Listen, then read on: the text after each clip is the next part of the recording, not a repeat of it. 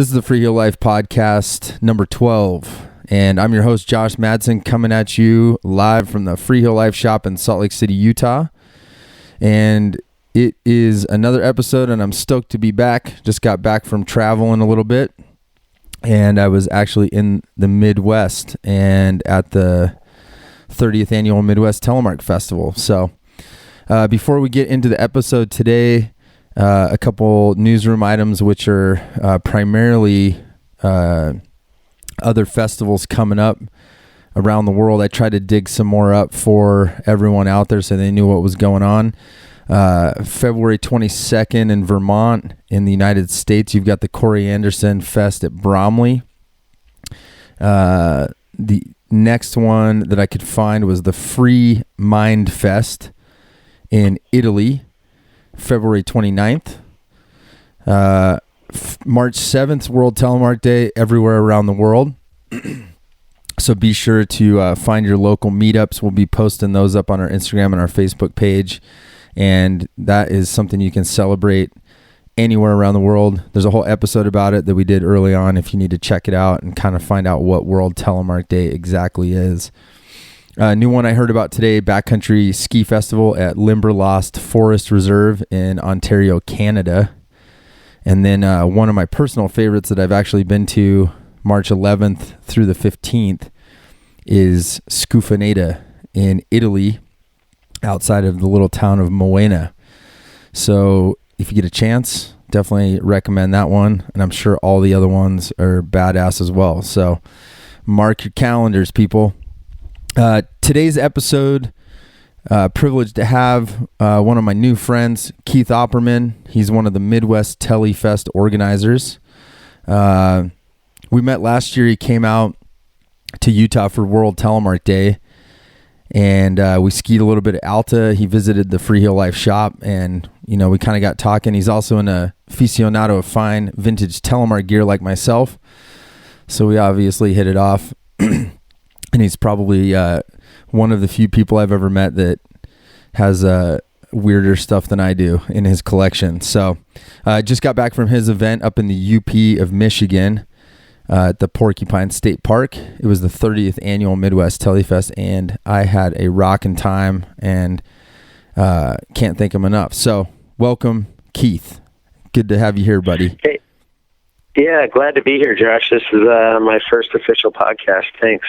That's awesome. Yeah, I know this technology is pretty cool because I literally was hanging out with you. I know we tried to do it when we were there, but needless to say, the Fiesta made it so we were a little bit busy with other things. So it ended up being okay.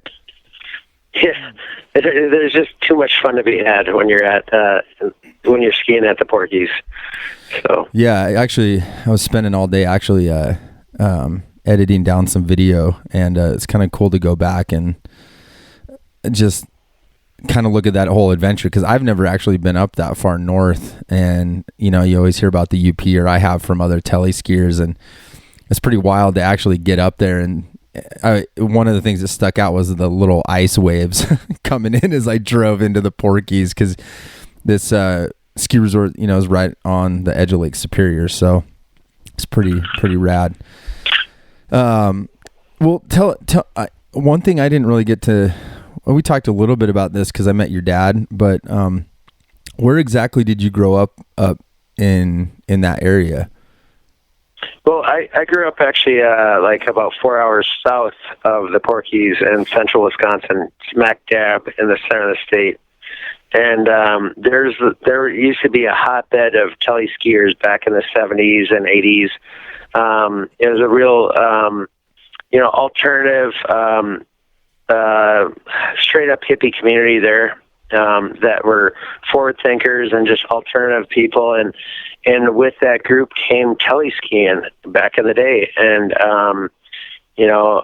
my dad and every one of his friends were, tele skiing, these low angle hills that were left behind by the glaciers.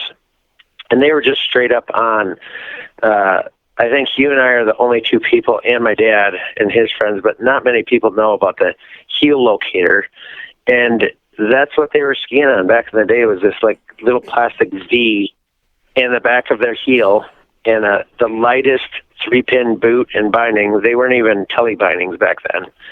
And they would just rock up and down these low angle hills, Tele skiing and hiking, and I just grew up around that culture, and I just knew eventually I'd get into it. And I was like 10 years old, and I was bored with Alpine already. Imagine that, central Wisconsin, and man-made rock hard, man-made groomers, and the biggest challenge is how fast can you go with how many turns can you make, And so as soon as I could fit in my dad's oldest gear, I could start, and I was about 10 years old, and got hooked, and bought my first pair of skis when I was 11, and they were a pair of 190 Fisher GTSs with just a 3-pin and the lightest backcountry boot. And I don't even know that brand of it. It was like just this gray leather boot with kind of sharp lined, and nothing like what we have these days. The technology's come so far, but it's just super fun to rock the old stuff and the new stuff. But it's kind of where I came from. That's awesome. What was your home resort there in central Wisconsin? It used to be called Rip Mountain in Wausau, but now it's like this huge, big mega resort called Granite Peak. Oh, yeah. And, okay. I've heard of Granite Peak. Huh. Yeah. So it was like a little resort back then. It wasn't quite like it was like a little ski area. It wasn't like a full-on resort. It was a ski hill, and now it's a full-on resort. They like tripled or quadrupled the runs and brought in like 6-pack express chairs, which is kind of unheard of. And, whoa. Midwest. And so they're just pumping people through there now. Yeah. I think they actually have 2 6-pack express chairs there, which is like the only ones in the Midwest, I think. I don't know. Wow. Maybe Boyne in Michigan might have one. Boyne's pretty big, but I don't know. I don't even know if they have express chairs yet. Wow, that's crazy. And you had 190s when you started at 11? Yeah. 11 years old, and I was on a 190. How tall were you at 11? I mean, I know you're a tall guy, but that's like kind of crazy. I was like maybe 5 foot at the most at the time, which was just, I don't know. I wasn't that big. I was like in 5th grade, I think. Wow. 5th or 6th grade, and I started teleskiing on a 190. And my dad was like, "That's a 190? That's the shortest ski I've seen. Oh my God." He was just freaking out that I had a 190. Oh my God. That's hilarious. He was on a pair of 210 Blizzard Telemark STs from 1984, which was comparable to like the Karoo GT, Oh, was that the red and white one that you let me ski on? Yeah, yep, exactly. Oh, that was that sweet. ski. That's the ski. Yeah, that was the ski my dad started on. And now I got it.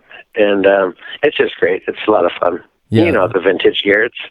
It's we don't forget where our roots came from. Yeah, no, for sure. Yeah, it's cool to meet your dad too, and he's still, because how old's he now? He's 70, yep. And he just finally retired his leather boots like 2 years ago. That's legit. He was like rock hard that he had to ski more days on leather than plastic. It was like plastic was just like something he had in the closet for it was a really hard day, But like he was an everyday leatherhead up until 2 years ago, and he finally, it was actually at Tele Fest, he bought his first pair of brand new Scarpa T3s, I think, or maybe they were T2s, from Downwind Sports. And he was like, just blown away. He's like, "Oh, man, this is the first brand new plastic boot I've ever owned." And he was like totally converted. It was pretty funny. That's pretty funny. That's 68.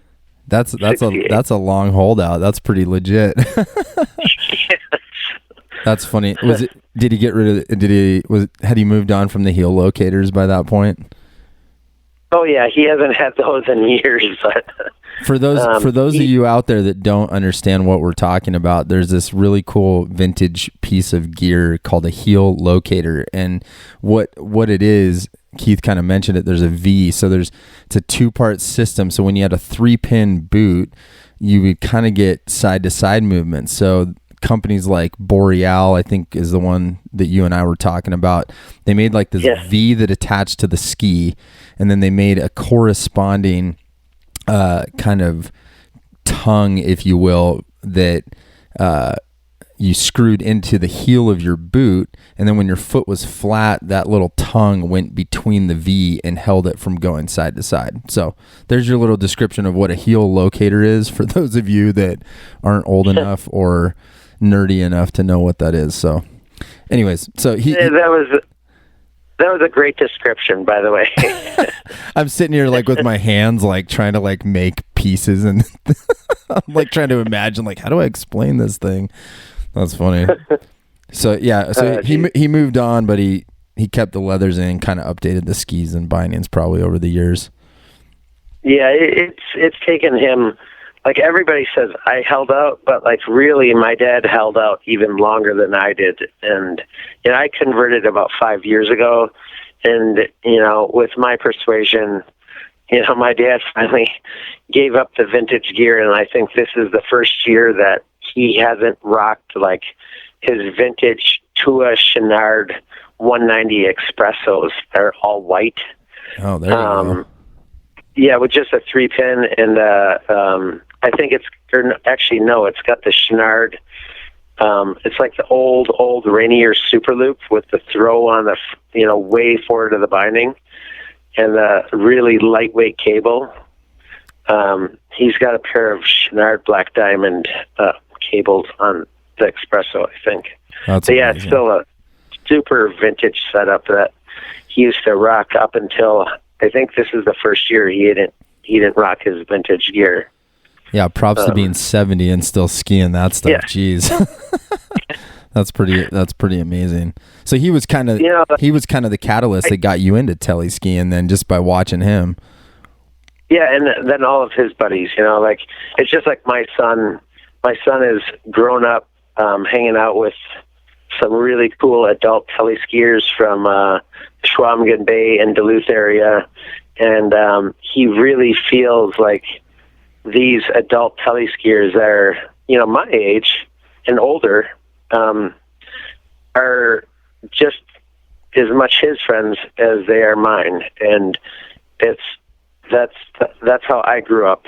With my dad's tele buddies, they were his buddies. They were his age, but they're just as much my friends as my friends are now to my son, who's 16 tele skiing, and it's just really cool to see the 3-generational way we've done things. It's the same for myself and now for my son. So it's just a fun thing to pass on. Yeah, no, that's amazing. Yeah, and skiing with Gavin was pretty cool, man. Like, he's ripping. It's funny to see like the next generation, and it's like I gotta keep up somehow. Yeah, and it's really crazy for me because like I've been in the front of the pack for a very long time in our area. There's a lot of great skiers that are as strong or better than me, but I'm definitely one. I tend to lead towards the front, and now all of a sudden my son finally he's done freeheel skiing since he was in first grade, and so now all of a sudden he's starting to challenge me, and it's like I pointed out to you at Tele Fest. Probably next year, I don't know if I'm going to be able to hold my own. He might be, taking the front of the pack. It's kind of crazy to think that my son, 16, 17 years old, this day was coming, but it's like, wow, it's upon me. This is for real. Passing the torch. Yeah, for sure. No, that's awesome, man. And I like how you're kind of talking about the community aspect of like, everyone being friends and different generations. And, do you feel like, so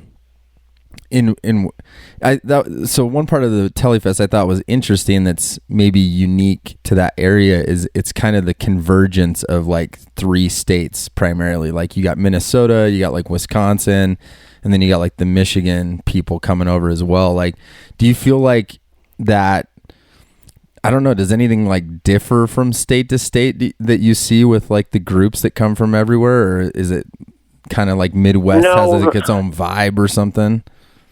Everybody here, we just like to call it Midwest nice. You know, we're just, Everyone's nice. seriously, it's Midwest nice. Like, we're very kind of humble and very like open arms. Like, we're just all brothers and sisters. We're just here to have a good time and, celebrate this great thing we call Telemark skiing. And it's really funny because each area in this upper Midwest area, like, it doesn't matter if you're in Madison, Wisconsin, or Minneapolis, Duluth, Superior, Marquette, Houghton, Calumet, Michigan, Grand Rapids, Kalamazoo. It doesn't matter. We're all family. Oh, and of course, I forgot Green Bay. Yeah, got to give a shout out to the Green Bay Telecross. They'd be so upset if I didn't plug them. But yeah, like, there's these pockets of tele skiers, and we all know each other within our certain community, and then like Midwest Tele Fest, we try and draw all these little communities across the Midwest, just bring them all together and let's have one big party, and we remember each other. And, it's like a big giant family reunion in the Midwest. It really is. Yeah. It's just awesome.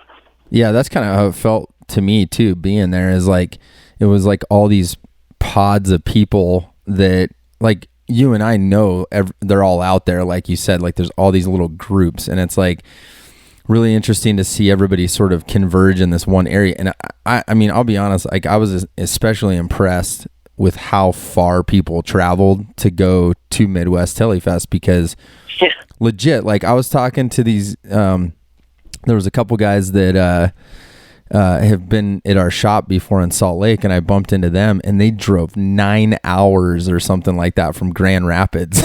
And I was in Michigan, and I was like, oh wow, you guys, I thought I drove a ways from Minneapolis when I flew in, but that I think that might have taken the cake. So and that, we got to give a shout out, because that's Brian Cromer and his crew. Yep. And he also is another like local tele pusher, and he organizes he helps. There's a few little tele fests that happen in that Grand Rapids, Kalamazoo kind of, central lower Michigan area, and those are the guys that make it happen. Yeah, they have a little festival down there. What is it, like Lower Peninsula or something? Yeah. Lower Peninsula Pinheads Reunion, and it's 2 weekends before Midwest Tele Fest, so that just to get everybody hyped up and get excitement for the big show coming 2 weeks ahead. Yeah, and I think the other guy is Marty. I think his buddy's Marty. Yeah, and those guys had come out. Yep. Yeah, it was so rad. Like, I was just thinking about that too. Like, I think you're right. Like, the Midwest nice. Steve Berthel, bumping into him again, and he what was he? So Steve is a kind of a fixture with the Midwest Tele Fest, and that's kind of how, funny enough, years ago I met him by writing an article about Telle Whacker beer, because he was a brewmaster and had made this beer, and it was crazy to bump into him. What'd you say, like 27 years he's been making beer for the festival or something like that? Yeah, I think it's 28, because he started 2 years into it.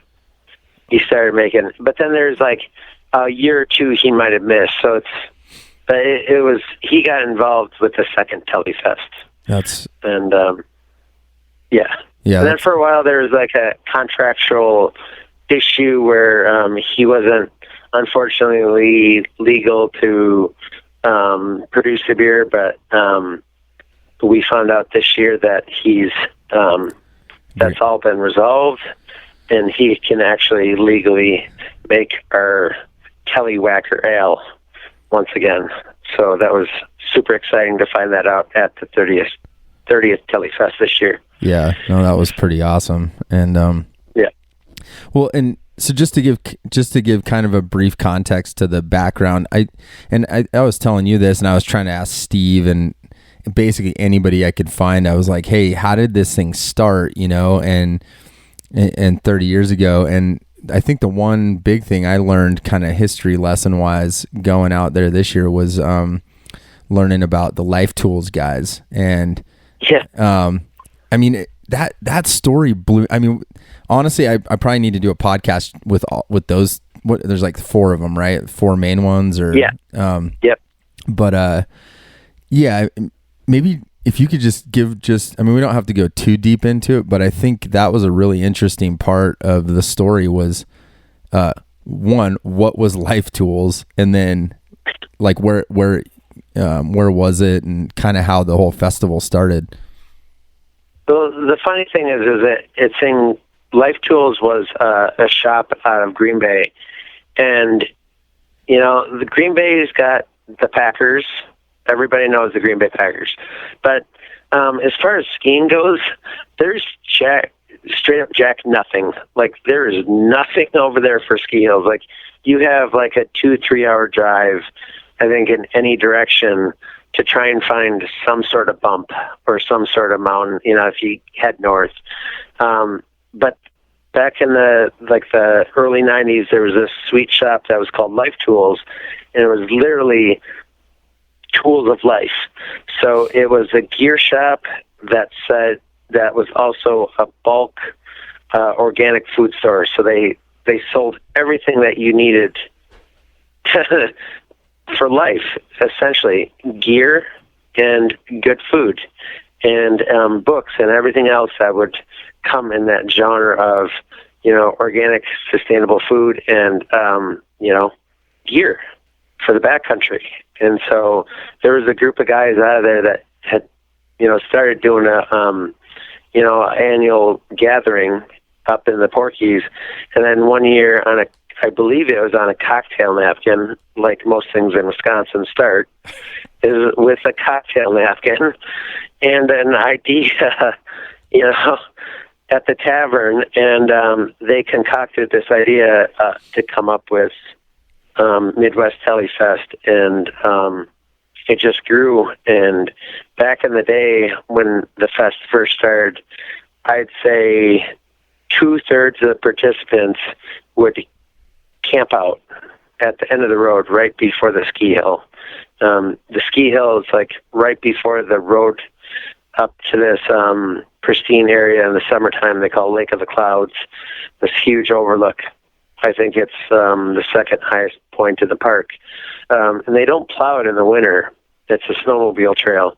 And so like right where they stop plowing, at the end of the road, there used to be like 80 to 100 people set up camp and camp out in the park. And then some of the people were like really fringe, and they go way out in the backcountry. I'm talking like 2-3 miles in the backcountry and set up their camp, and then come down in the morning with their toboggan and all their gear and everything for food for the day, so that they wouldn't have to go back to camp till the end of the Tele party that night.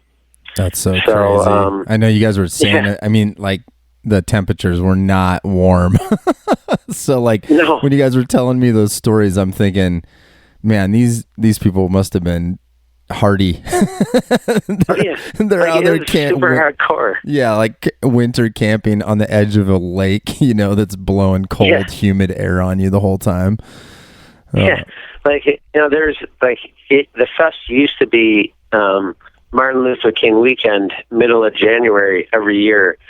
And it wasn't until it was like I want to say like mid 2000s, like maybe 2005, 6, 7, somewhere around there. There was a year where there was no snow, and Downwind Sports had to move it to the date that we have now, the first full weekend of February, which next year, 2021, it'll be February 12th through the 14th, that weekend. And so, but yeah, back in the day, it was in January. And man, there's times where it was like just straight up butt cold. And, like Sub-Zero. And I think, going back to like previous Tele Fest, I think one of the most memorable Tele Fest I can remember as a child, because I grew up going to this thing as a child with my father and my younger sister, who also tele-skied. And one year, it was like Thursday, and the local news reported that Ontonagon, the nearest city like 10 miles east of the Porkies, reported 31 inches of snow. And we're going up Friday night, and we're just like, oh my God, 31 inches. Yeah, this is going to be epic.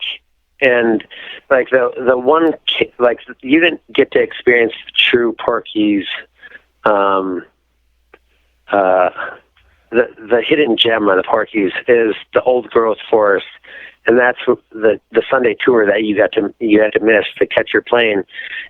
We hike up to what is the radio towers, and it's the highest point of the, or it's one of the high points. Government Peak is the highest point a ways away.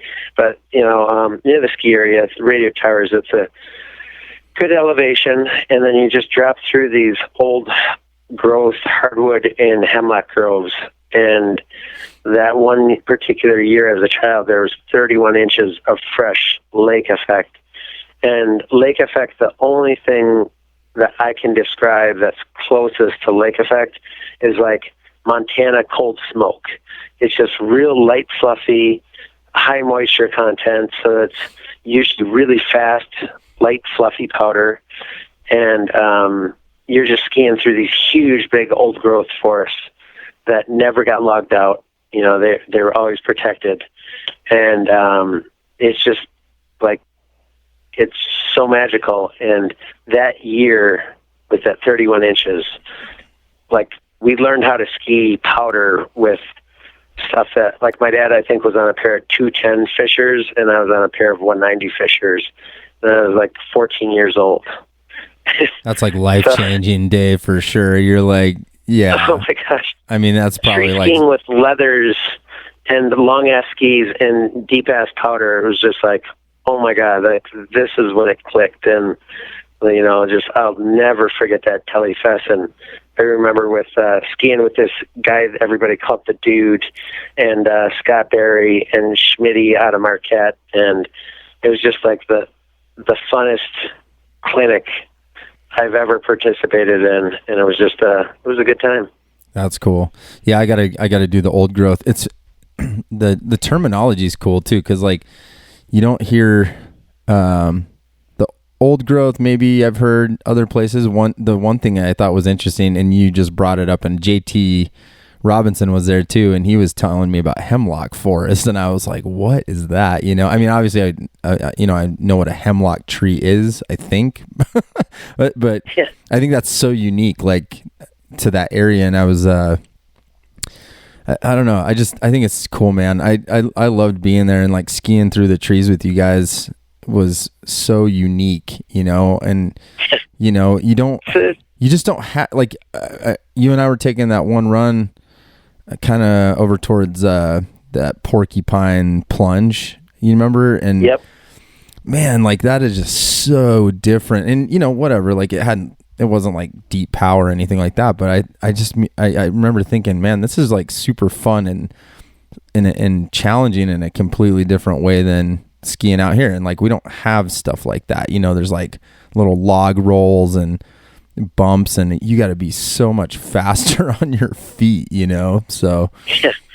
It's really like the tree skiing here is like skiing with really tight bumps out west, but the bumps are very less forgiving because they're giant old growth trees that will they're not going to move when you hit them. So I just remember the first time we took you, it was like the new graded run that one of our super dedicated patrollers up at the Porkies that we got to give a shout out, Jacek. He's first generation American that immigrated from Poland, and him and his kids are just all great tele skiers. They're just super cool people, but he spent a tremendous amount of time clearing brush, grading out stuff there this year. And that was the first run that we took you on. It was skiers right of Cayuga. And I just remember you saying to JT, Gavin, and I were like, dude, you guys are crazy. This is so damn tight, like, you guys got to be so quick. Holy cow, I got to have my A game on. And, I think that's the thing that most people on the East Coast, West Coast don't, maybe East Coast, but definitely West Coast. I don't think people understand, like, our runs are a lot shorter, and we don't have the elevation, and we definitely don't have the avalanches, which really is a benefit to us. But we have some gnarly terrain that will challenge even the best of skiers, It's a lot shorter, quicker. Yeah, no, for sure. I mean, and I think it was good to be out there, and I think I mentioned that to somebody too, that, people are always like saying, oh, why would you leave Utah to go ski anywhere? But I mean, even at the Porkies, I mean, there was plenty to do, and it was awesome just shredding around with everybody, and it's unique and cool, and the community makes, I think, that event so awesome, so I mean, and thanks for giving me that background on the life tools thing. Talking to those guys was hilarious too, because I mean, these guys were probably, I think they told me they were probably in their mid-20s, and when they started that shop. And it was so funny because, I mean, they kind of verified that it was sort of this mishmash of like life tools. Like, and I thought to myself, I was like, of course, Telemark skiing somehow was in the mix with this. Like, it's like a food co-op, and they were like importing like shoes from China to sell, like all sorts of interesting stuff. So, like, so when in the middle of nowhere where there's like no ski resorts either, like there's nothing. Like, what it was like right in Green that Bay. They chose, Yeah, that's so funny. Yeah, and so I know like it's changed hands a couple times, the festival, in the 30 years. Like those guys obviously were there, but like at the 30th, but they weren't running it the whole time. And then you and Matt Manders took over how many years ago? We took over 5 years ago from Downwind Sports. And Downwind Sports, they have two locations, one in Marquette, one in Houghton. And those guys are still huge supporters of the fest, but like most shops, they just saw, with the invent of, the unholy goat and other online markets, that we don't need to promote. It really hurt the Main Street sales. And so they just can't, unfortunately, carry Telle gear. They'll order anything for you, but they can't stock anything. The one cool thing is the Houghton location still has like a used gear consignment shop downstairs where you can still get gear from everybody else that's like, upgrading and, moving on. So that aspect's cool, and they're still huge supporters of us. And but they just got burnt out. They expanded to the maximum they could expand. And the one thing that they always told us is make sure you put your skis on at least once or twice over the weekend, because once you stop putting your skis on, that's when it stops being fun. Yeah, and it's just it's a burden, and that's where those guys got to the point where they grew it so darn big that they weren't even bringing their ski gear anymore to the fest. And that's when, like, it's no longer fun. It's an unpaid job that, they don't get a whole lot of financial or, mental gain out of the situation. And that's when they just were like, we're just done. And they pulled the plug, and there was like, I've got a picture of it, and I think there was 20 of us that showed up because it's Tele Fest weekend. We made arrangements. We made we're like, we're going. Doesn't matter if there's anything organized or not. So that year, Tele Fest still happened, but it was an all-time low attendance of I think 20 to 25 people. And then that's when Matt and I were like, well, let's grab the bull by the horns. And we both grew up going to the fest, and we're both the same age. We're both 40. And we're just like, we have to save this thing. And it's been fun. We've kind of brought it back to the grassroots that Life Tools had it, and where it's just it's truly the people's Telefest. And so everybody and all are welcome, whether you're a teleskier or not. If you're part of the Telemark family and the culture and you just want to be part of it, we encourage you to come and have a good time. Yeah, you guys did a great job, man. I honestly, out of all the festivals I've been to, I thought you guys did you would kind of, I knew the background of it, and you told me sort of, what was important, like you want it family friendly. You want to make sure that, it's not, you're getting your skis on, you're getting out. But the coolest thing was, you had a demo there, and honestly, I thought the party was awesome the first night, but the second night, what was so cool is that whole potluck chili cook-off thing was so rad. And I'll never forget, Saturday morning rolling in there, and there's half a dozen people walking through the parking lot with crock pots, and I was like, this is rad. I'm like, these people cook chili and all this other stuff to bring, and it just felt like a real communal effort to feed, not only feed everybody and gather and talk. And man, I met some really cool people that I didn't know, and it was just really neat, man. So you guys, props to you guys for maintaining a spirit. And I mean, how many people did I know there wasn't a specific head count, but what did you guys end up thinking showed up for that thing? Well, we figured we're still right at that 200-ish mark.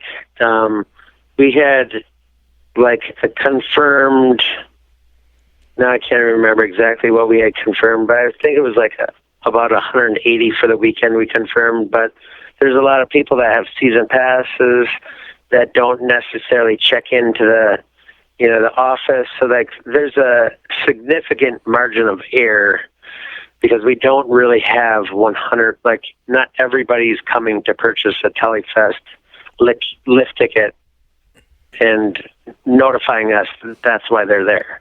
Right. So with 180 confirmed, we think it's safe to say that there's, at least 200 or more, that didn't get counted, just, strictly because we don't have a really, rock solid way of keeping track of who shows up. Yeah.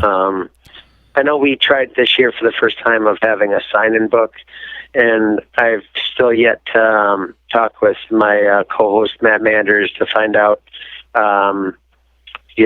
what the total was that people actually signed in for.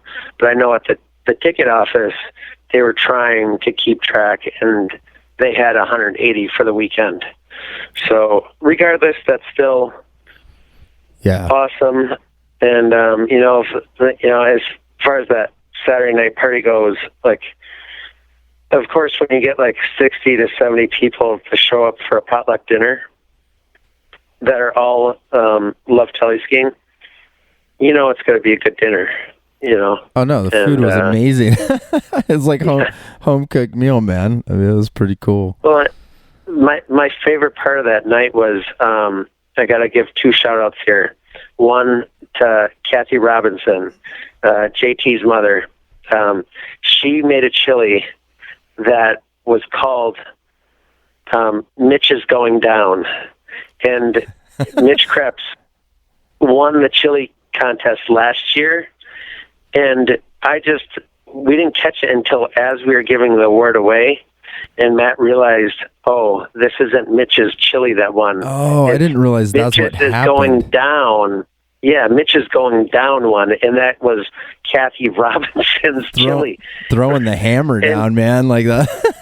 That's pretty funny. I was just like, wow, the Robinsons are getting dirty on the chili contest. It's just straight up, Mitch is going down is the name of their chili. And I was like, wow. That's so funny. That's so funny. That's just epic. Just the camaraderie at this thing is just so awesome. Like with, there's so many people that come back every year.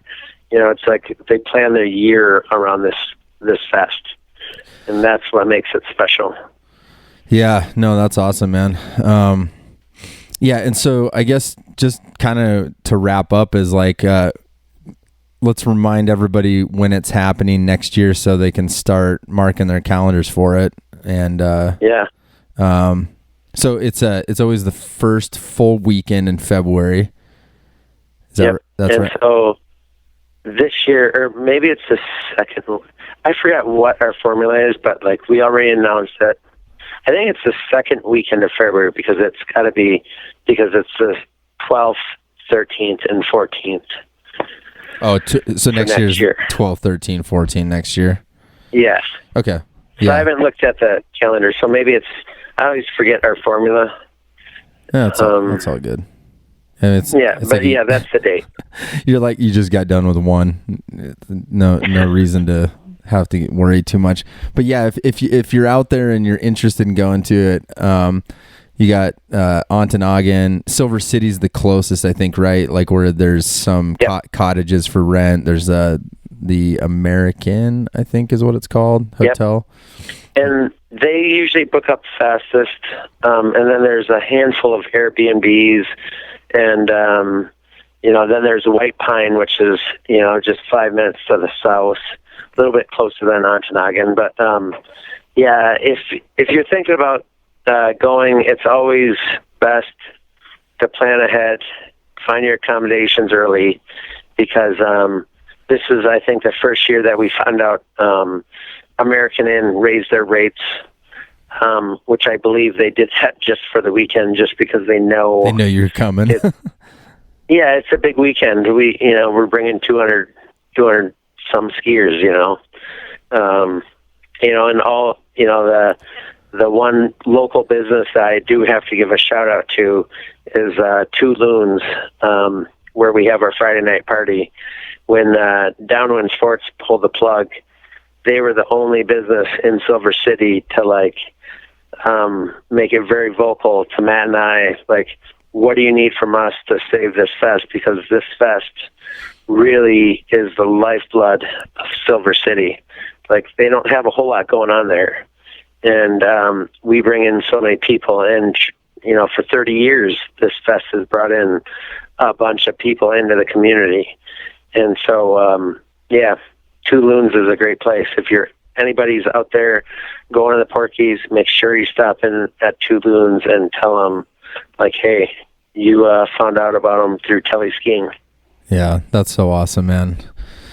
Yeah. Well, thanks for meeting up and just having a chat. It's good to just kind of like debrief on all this stuff, man. And I can't wait to come back up next year and just see everybody. And I'm psyched that we're getting this across the airwaves so people can actually know about it and hopefully come visit, so.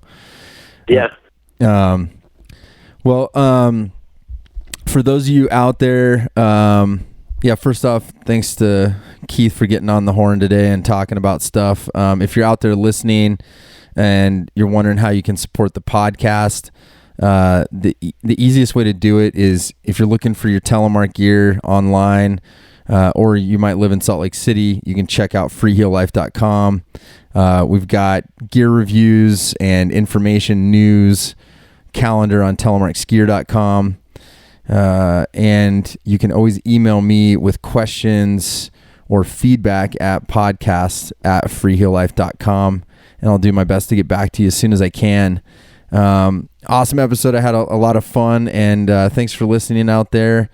Take a second to rate and review us on Apple Podcasts or wherever you're listening to this, and we'll see you next week. Peace.